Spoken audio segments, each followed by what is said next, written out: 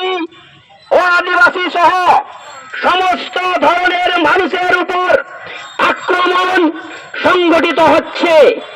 আমাদের দাবি প্রশাসন নিরপেক্ষভাবে তদন্ত করতে হবে।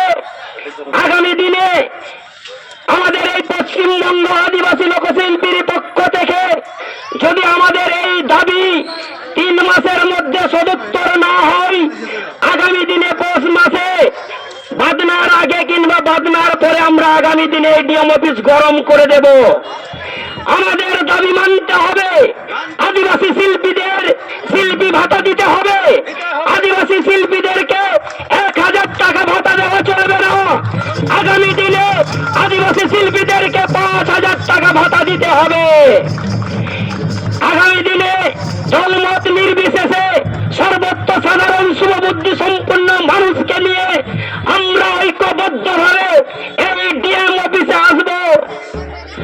আর আমি বলতে চাই, আজকে বিভিন্ন জায়গা থেকে এই মাথাতে বৃষ্টির অপেক্ষা করে যারা আমাদের এই লোকশিল্পীর আঙিনায় সংগঠিত ভাবে এসেছে, তাদেরকে এই বীরভূম জেলার পক্ষ থেকে সবাইকে আন্তরিক ভালোবাসা নমস্কার সমবেদনা জানাই।